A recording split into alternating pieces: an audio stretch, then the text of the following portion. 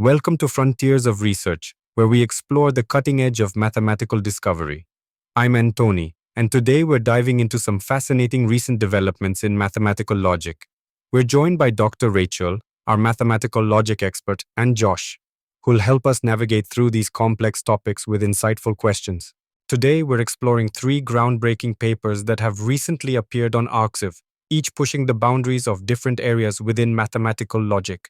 We'll be discussing duality theory, domain theory, and some fascinating results in set theory. Let's start with the first paper. I see it's about duality theory for bounded lattices.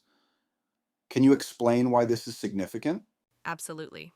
The paper by Bejanishvili, Karai, and Morandi is particularly exciting because it provides a comprehensive comparative study of different approaches to generalizing Priestley duality. Priestley duality is a fundamental tool in lattice theory, but it was originally limited to distributive lattices. This new work synthesizes various attempts to extend it to the non-distributive case, which has been a major open problem in the field.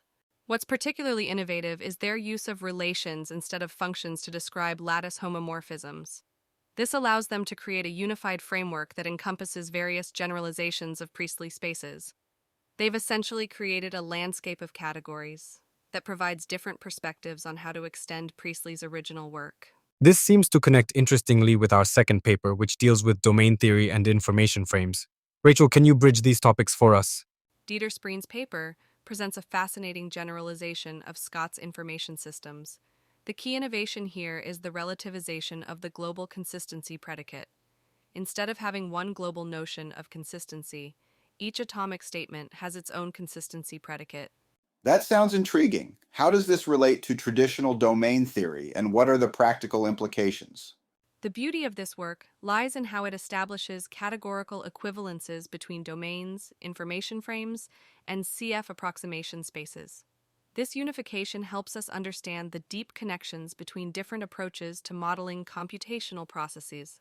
It's particularly relevant for theoretical computer science and the foundations of programming language semantics. Our final paper today takes us into set theory and analysis. It's about uniform continuity of monotone functions, with some surprising connections to cardinal characteristics of the continuum. Yes, this work by Paul, Zakrzewski, and Zadomsky is remarkable.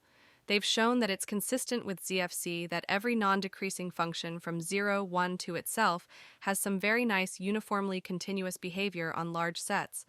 What's particularly interesting is how this connects to cardinal characteristics like D and C. Could you elaborate on the significance of these cardinal characteristics and why this result is surprising? The key insight involves the cardinal DAO, which is related to separating countable dense sets in the Cantor set. They've shown that DE equals the minimum of the ultrafilter number U and the dominating number D, which gives us a new perspective on these fundamental cardinal characteristics.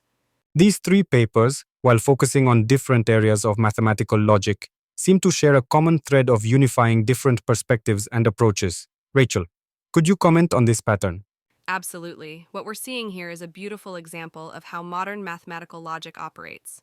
Whether it's unifying different approaches to duality theory, connecting different models of computation through category theory, or linking cardinal characteristics in set theory, the focus is on finding deep connections between seemingly different concepts. Thank you, Rachel and Josh, for helping us explore these fascinating developments. For our listeners interested in learning more, full references to all papers discussed today can be found in our show notes. Join us next time for more exciting developments from the frontiers of research.